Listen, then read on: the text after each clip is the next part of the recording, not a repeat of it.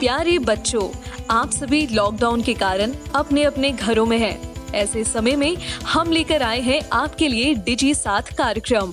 इसके माध्यम से आप प्रत्येक दिन सोमवार से शुक्रवार तक पूर्वाह्न 10 से 12 तथा अपराह्न 1 से 2 बजे तक अपने अपने कक्षाओं के अनुरूप कार्यक्रम देख सकेंगे। स्कूली शिक्षा एवं साक्षरता विभाग, झारखंड। नमस्कार दोस्तों, आप सबका झारखंड सरकार के डिजी साथ प्रोग्राम में स्वागत है। आइए देखते हैं कि आज हम क्या पढ़ेंगे। तो आज हम एपिसोड की शुरुआत में 9वीं कक्षा में पढ़ने वाले हैं इंग्लिश का चैप्टर द हैप्पी प्रिंस। हम इस चैप्टर का दूसरा तथा तीसरा पार्ट देखेंगे आज। साथ ही 11वीं कक्षा में भी हम पढ़ेंगे इंग्लिश का चैप्टर रांगास मैरिज। हम इस चैप्टर का दूसरा पार्ट देखेंगे आज। तो चलिए शुरू करते हैं हम अपना प्रोग्राम डिजी साथ। अब पढ़ाई नहीं रुकेगी।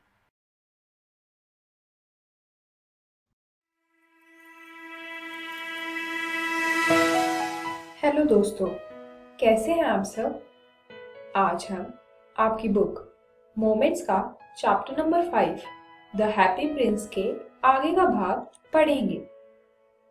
पिछली वीडियो में हमने पढ़ा था कि बर्ड ने क्या देखा, खुशहाल राजकुमार की कहानी और चिड़िया की क्या सोच रही।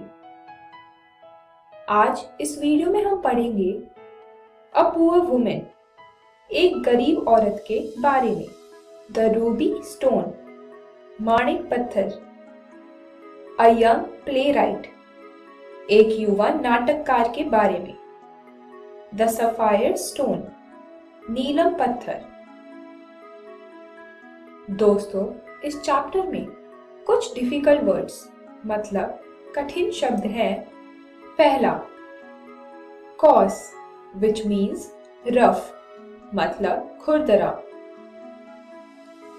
Seamstress, which means a woman who makes a living by sewing, मतलब दर्जन। Pedestal, which means raised platform, मतलब बैठक। mast, which means sail of the ship, मतलब जहाज का पाल। tossing, which means turning left and right, मतलब पटकना। sank, which means drown, मतलब डूबना। prospect, which means thought of something, मतलब आशा। steeple, which means high tower of the church, मतलब घंटाघर। garret, which means small dark room at the top of the house, छत का कमरा। faint, which means weak, मतलब बेहोश। तो आइए दोस्तों, आगे की स्टोरी पढ़ते हैं। हैप्पी प्रिंस आगे की कहानी बताते हुए बोलता है कि कहीं दूर एक घर है जहां एक गरीब औरत रहती है। उसके घर की खिड़की खुली होने की वजह से प्रिंस को सब कुछ दिख पा रहा था। उसका चेहरा पतला और कमजोर था। वह सीमस्ट्रेस, मतलब दर्जन थी, जिससे उसके हाथ काम कर करके लाल हो गए थे। वह क्वीन की मेड, मतलब नौकरानी के लिए जो उनके साथ कोर्ट बॉल के दौरान चलती है, उसके लिए गाउन में फूल बना रही थी। उस गरीब औरत का एक लड़का भी था जो बहुत बीमार था और अपनी मम्मी को खाने के लिए पूछ रहा था, लेकिन वो बहुत गरीब थी और उसके पास पैसे नहीं थे।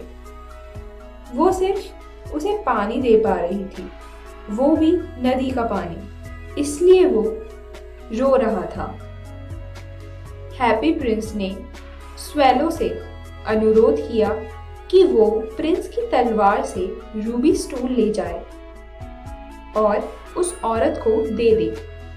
स्वेलो ने पहले मना किया क्योंकि उसे अपने दोस्तों के पास इजिप्ट जाना था, लेकिन प्रिंस को रोता हुआ देखकर उसने उसकी बात मान ली और अगली सुबह अपना काम करने निकल गया। अगली सुबह जब वो रूबी स्टोन मतलब माणिक पत्थर देने जा रहा था तो उसने महल की बालकनी में एक लड़की को देखा। वो वही मेड थी जिसने सीमस्ट्रेस को अपनी गाउन एम्ब्रॉयडरी के लिए भेजी थी और आशा कर रही थी कि उसकी गाउन बन गई होगी। जब स्वेलो उस गरीब औरत के घर पहुंचा तो उसने बुखार में सो रहे लड़के को देखा। बुखार के कारण वो सो नहीं पा रहा था। उसकी माँ भी काम के वजह से बहुत थक गई थी और सो गई थी। स्वेलो ने रूबी स्टोन को टेबल पर रख दिया और वापस जाने के लिए उड़ गया।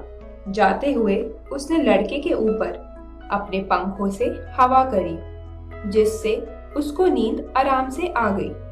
यह स्वेलो का दयालु होना बताता है। जब स्वेलो वापस स्टैचू के पास जाता है तो उसे बहुत गर्मी लग रही होती है। वो प्रिंस को यह बताता है तो प्रिंस बताता है कि इसकी वजह अच्छे काम करना है और दूसरों की मदद करना है। स्वेलो सोच में पड़ जाता है और जब जब स्वेलो सोचता है तो उसे नींद आती है। फिर वो सो जाता है। अगली सुबह जब स्वेलो हैप्पी प्रिंस को बताने जाता है कि वो इजिप्ट जा रहा है तो प्रिंस फिर से उसे रोक लेता है और बताता है कि बहुत दूर एक छोटे से बिना रोशनी के कमरे में एक युवा नाटककार रहता है। उसके घर में ठंड से बचने के लिए आग तक नहीं है। उसी वजह से वो अपना नाटक आगे नहीं लिख पा रहा है क्योंकि उसे बहुत ठंड लग रही है। प्रिंस स्वेलो को बोलता है कि अब तो रूबी स्टोन चला गया है, लेकिन अभी उनकी आंखें बची हैं। उनकी आंखें सफायर स्टोन की हैं और कीमती भी। स्वेलो उनकी एक आंख के मणि को निकाल के ले जाए और उस लड़के को दे दे। इससे उसकी मदद होगी। ये काम करने में स्वेलो को बहुत खराब लगता है, लेकिन फिर भी वो हैप्पी प्रिंस के एक आंख के मणि को लेकर उस लड़के के पास निकल पड़ता है। उड़ते उड़ते स्वेलो उस नाटककार के घर पहुंचता है। वह उसके घर में एक छोटे से होल मतलब छेद से अंदर चले जाता है और ड्राइड फ्लावर मतलब सूखे फूलों के पास वो मणि रख आता है। वो मणि देख के युवा नाटककार बहुत खुश हो जाता है। उसे लगता है कि उसके कोई शुभ चिंतक ने यह काम किया है।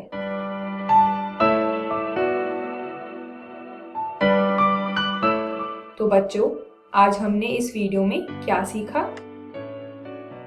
हमने एक गरीब औरत के बारे में पढ़ा और माणिक पत्थर से उस गरीब औरत का कैसे भला हुआ हमने ये भी पढ़ा। एक युवक नाटककार के बारे में और नीलम पत्थर से उसका कैसे भला हुआ ये भी पढ़ा। तो दोस्तों, आप भी घर जाके अपनी बुक मोमेंट से ये चैप्टर द हैप्पी प्रिंस जरूर पढ़ें ताकि आपको ये चैप्टर और भी अच्छे से समझ आ जाए। अगली वीडियो में हम पढ़ेंगे अ पुअर मैच गर्ल, एक गरीब माचिस बनाने वाली लड़की के बारे में। Dull and grey statue, happy prince के सुस्त मूर्ति के बारे में। बर्ड्स डेथ, पक्षी की मौत। गॉड्स एंजल्स, भगवान के देवदूत के बारे में। तो मिलते हैं दोस्तों अगली वीडियो में। Thank you.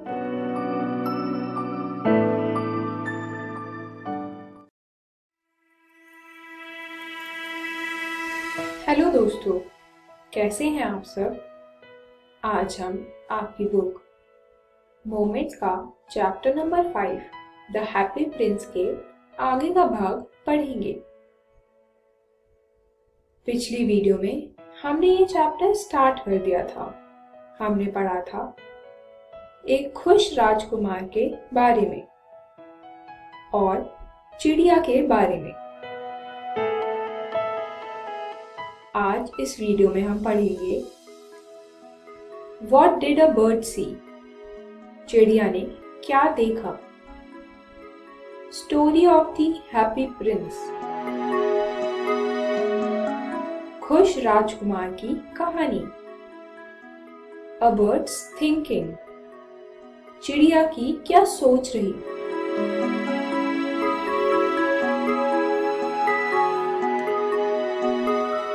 दोस्तों, इस चैप्टर में कुछ डिफिकल्ट वर्ड्स मतलब कठिन शब्द हैं।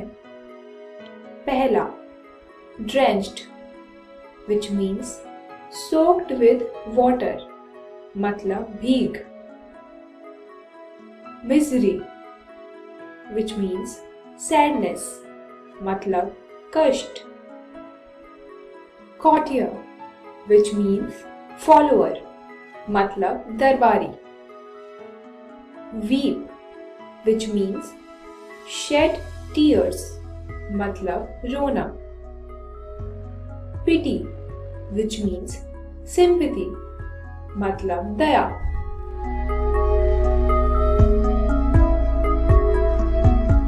तो बच्चों, हमने पिछली वीडियो में पढ़ा था कि बर्ड ने कुछ ऐसा देखा था जिससे वो अचंभित हो गई थी। तो आखिर में बर्ड ने क्या देखा था? जैसे ही बर्ड ने ऊपर देखा कि आखिर ये बूंद कहाँ से आ रही है, तो उसे समझ आया कि ये बूंद प्रिंस के स्टैचू से आ रही है। असलियत में प्रिंस रो रहा था। जब स्वेलो ने हैप्पी प्रिंस के चेहरे को देखा तो वह बहुत सुंदर दिख रहा था। स्वेलो को उस पे दया आई। उसने प्रिंस से पूछा कि तुम कौन हो? प्रिंस के स्टैचू ने जवाब दिया कि मैं हैप्पी प्रिंस हूँ। तो स्वेलो ने फिर पूछा कि अगर तुम हैप्पी प्रिंस हो तो तुम रो क्यों रहे हो? तो फिर प्रिंस ने जवाब में अपनी कहानी सुनाई कि जब वो जिंदा था तो वह बहुत खुश था। तब उसे यह नहीं पता था कि रोना कुछ होता भी है। उसके महल में उसे सब हैप्पी प्रिंस के नाम से बुलाते थे। उसने स्वेलो को बताया कि वो खुशी से जिया था और मरा भी खुशी से ही था। अब जब वो मर गया है और लोगों ने उसके स्टैचू को उसकी याद में ऊंचा बनवाया है, तो उसे पूरे शहर को देखने का मौका मिला और उसे पता चला कि दुख क्या होता है। वह जब शहर के लोगों को दुखी देखता था तो वो भी बहुत दुखी हो जाता था। उसे गरीबी, बेघर होना और भूखा होना समझ आया। प्रिंस के स्टैचू को शहर के दुखी लोगों को देख के बहुत गंदा लगता था और इसी दुख में उसके आंसू आ रहे थे। उसका स्टैचू लेड धातु से बना था।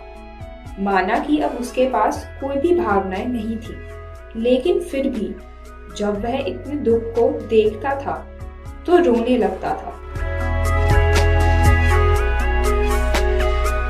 जब स्वेलो को पता चला कि प्रिंस का स्टैचू पूरी तरह से सोने का नहीं बना, तो वह आश्चर्यचकित हो गया। लेकिन वो किसी भी व्यक्तिगत टिप्पणी करने के लिए बहुत विनम्र मतलब पोलाइट था।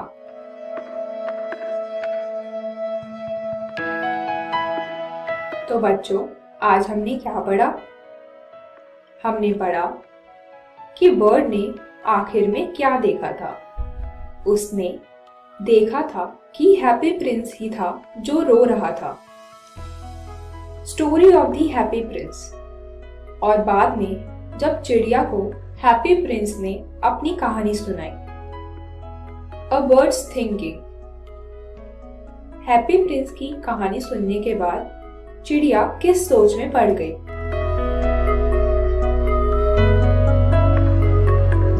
दोस्तों, आप भी घर जाके अपनी बुक मोमेंट से chapter number 5 the happy prince के आगे का भाग जरूर पढ़ें, ताकि आपको यह चैप्टर और भी अच्छे से समझ आ जाए।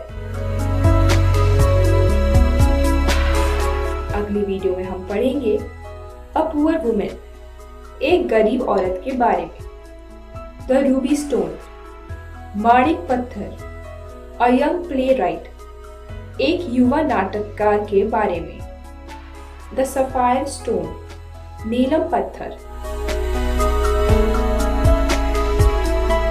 तो मिलते हैं दोस्तों अगली वीडियो में। Thank you.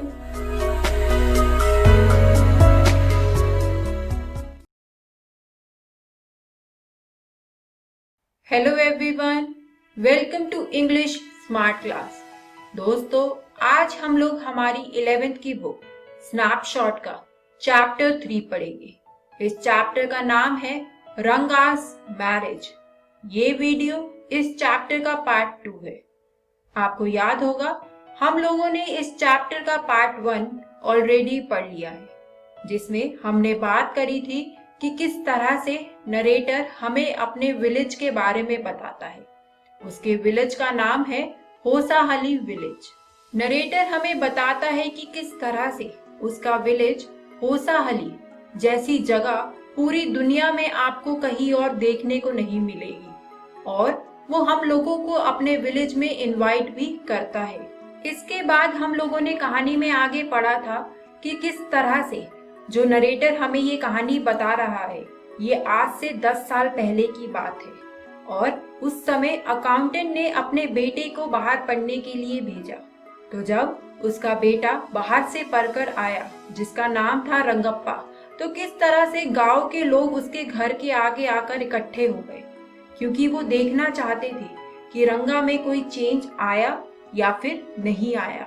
और जब नरेटर रंगप्पा से मिलता है तो वो उसे ब्लेसिंग देते हुए कहता है, मे यू गेट मैरिड सून।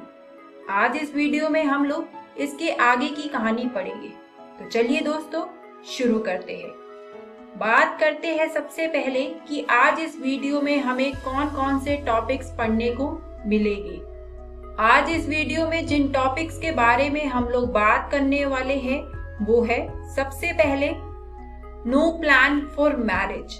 जानेंगे कि क्यों रंगप्पा शादी के लिए तैयार नहीं था, उसका शादी के लिए कोई भी प्लान नहीं था। और उसके बाद हम लोग बात करेंगे रामा राव's नीस। तो दोस्तों आज की इस वीडियो में हम लोग ये 2 टॉपिक्स को डिस्कस करेंगे, और इसी के साथ साथ अब हम अपनी स्टोरी को पढ़ना शुरू करते हैं। कहानी में आगे नरेटर हमें बताते हैं कि that afternoon when I was resting, Ranga came to my house with a couple of oranges in his hand. यानी कि उस आफ्टरनून पे जब नरेटर अपने घर पर आराम कर रहा होता है तो रंगा उसके घर पर आता है, और वो खाली हाथ नहीं आता, वो अपने साथ कुछ ऑरेंजेस को लेकर आता है। ये देखते हुए नरेटर के मन में फिर से ख्याल आ जाता है, it would be a fine thing to have him marry, कि कितना अच्छा होगा कि अगर रंगा की शादी हो जाए, क्योंकि वो इतना अच्छा लड़का है। उसके बाद नरेटर रंगा को अपने घर में अंदर ले जाता है, और रंगा और नरेटर कुछ देर तक इधर उधर की बातें करते हैं। तब फिर नरेटर एकदम से उसे बोलता है, Rangappa when do you plan to get married? Narrator की ये बात सुनते हुए रंगप्पा रिप्लाई करता है, I am not going to get married now. और रंगा का ऐसा रिप्लाई सुनते ही नरेटर बड़ा हैरान हो जाता है और वो पूछता है व्हाई नॉट। तो रंगा बहुत पोलाइटली बोलता है I need to find the right girl. और इसके आगे रंगा कहता है कि किस तरह से वो एक ऑफिसर को जानता है जिसकी 6 महीने पहले ही शादी हुई है। He is about 30 and his wife is 25। कि किस तरह से वो खुद 30 इयर्स का है और उसकी वाइफ की एज 25 है। इसके आगे रंगा बोलता है कि they will be able to talk lovingly to each other. और वो कहता है कि चलो मान लो मेरी एक बहुत ही यंग लड़की से शादी हो जाती है। She may take my words spoken in love as words spoken in anger. और क्योंकि उस लड़की की एज इतनी ज्यादा नहीं होगी, अगर मैं एक यंग लड़की से शादी कर लेता हूँ और वो मेरे वर्ड्स को अगर गलत समझ ले। और इसके आगे रंगा कहता है कि if one gets married it should be to a girl who is mature. यानी कि अगर किसी को शादी करनी है तो उसे एक ऐसी लड़की से शादी करनी चाहिए जो कि मैच्योर हो, otherwise one should remain a bachelor. दोस्तों, बैचलर का मतलब होता है a man who has never married, यानी कि एक ऐसा आदमी जिसने अपनी लाइफ में कभी शादी ना की हो। और इसी वजह से रंगा कहता है कि That's why I am not marrying now, कि यही सारे रीजंस है जिसकी वजह से मैं अभी शादी नहीं कर रहा हूँ। तो इस पर नरेटर उससे पूछता है Is there any other reason, कि ये सब कुछ तो ठीक है, क्या इसके अलावा भी कोई और रीजन है जिसकी वजह से तुम कह रहे हो कि तुम्हें शादी नहीं करनी। तो रंगा बोलता है कि A man should marry a girl he admires। रंगा इतना बोलता है, इसके बाद वो चुप हो जाता है और फिर वो अपनी बात को आगे दोबारा कंटिन्यू करता है और कहता है What we have now are arranged marriages. How can one admire a girl with milk stains on one side of her face and wetness on the other, or so young that she doesn't even know how to bite her fingers? यहाँ पर रंगा narrator से कहता है कि किस तरह से आजकल जो शादियां होती है वो मोस्टली अरेंज मैरिजेस होती है और कोई एक ऐसी लड़की से कैसे प्यार कर सकता है जो अभी भी बहुत यंग है, अभी भी जो बच्ची है, यानी कि जिसमें कोई मैच्योरिटी नहीं है। ये सारी बातें सुनकर नरेटर कहता है कि one a Neem fruit the other a bitter gourd. यानी कि नरेटर कहता है कि अगर एक नीम का फल है तो दूसरा करेला। और इस पर रंगा रिप्लाई करता है कि एग्जैक्टली यही मेरा मतलब है, यही बात मैं आपको इतनी देर से समझाना चाह रहा हूँ। और ये बोलकर रंगा हंसने लग जाता है।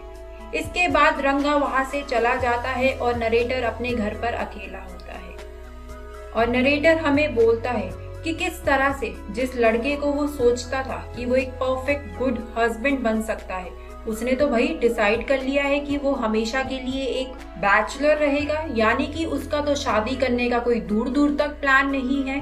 और रंगा के चले जाने के बाद नरेटर अपना माइंड बना लेता है और वो हमें कहता है कि I made up my mind right then that I would get him married। यानी कि नरेटर अपने मन में सोच लेता है कि अब मैं रंगा की शादी करवा कर ही रहूंगा, कि मैं इतने अच्छे लड़के को जिंदगी भर कुंवारा नहीं रहने दे सकता। इसके आगे नरेटर अब हमें बताता है Rama Rao's niece, a pretty girl of 11, had come to stay with him। कि किस तरह से रामा राव की जो नीस है वो एक बहुत ही सुंदर लड़की है 11 साल की और वो उसके साथ रहने आई हुई है। इसके आगे नरेटर हमें और बताता है रामा राव की नीस के बारे में कि किस तरह से वो एक बहुत बिग टाउन की रहने वाली है और उसे बहुत सारे म्यूजिकल इंस्ट्रूमेंट्स भी बजाने आते हैं और किस तरह से रामा राव की नीस की जो वॉइस है वो बहुत ज्यादा स्वीट है। लेकिन both her parents had died and her uncle had brought her home, कि क्योंकि उसके दोनों माता पिता की डेथ हो चुकी है इसीलिए रामा राव उसे अपने साथ अपने घर ले आया है। और इतना सोचते ही नरेटर फिर से बोलता है कि रंगा was just the boy for her and she the most suitable bride for him. कि एकदम से नरेटर को ख्याल आता है कि रंगा और रामा राव की नीज एक दूसरे के लिए परफेक्ट है. And since I was a frequent visitor to Rama Rao's place, the girl was quite free with me. क्योंकि नरेटर रामा राव के प्लेस पर आता जाता रहता था, इस वजह से रामा राव की नीज के साथ उसकी काफी अच्छी इक्वेशन बन चुकी थी और वो नरेटर से काफी अच्छे से बात करने लग गई थी. इसके आगे नरेटर कहते हैं कि I completely forget to mention her name, कि मैंने आपको इतना सब कुछ बता दिया रामा राव की नीज के बारे में, पर मैं उसका नाम तो आपको बताना भूल ही गया. रत्ना इट वॉज, यानी कि रामा राव की नीज का जो नाम है वो है रत्ना. और नरेटर यहाँ पर अपने मन में तय कर लेता है कि रत्ना की शादी तो अब रंगप्पा से ही वो करवा कर हटेगा. तो दोस्तों, आज अब हम अपनी स्टोरी को यहीं पर रोकते हैं. बात करते हैं कि आज इस वीडियो में हम लोगों ने क्या सीखा. आज इस वीडियो में हम लोगों ने बात करी नो प्लान फॉर मैरिज, कि क्यों रंगप्पा की कोई भी प्लान नहीं था शादी के लिए. उसने क्या रीजंस बताए. उसने कहा कि उसे एक ऐसी लड़की चाहिए जो मैच्योर हो, वो काफी यंग लड़की से शादी नहीं कर सकता.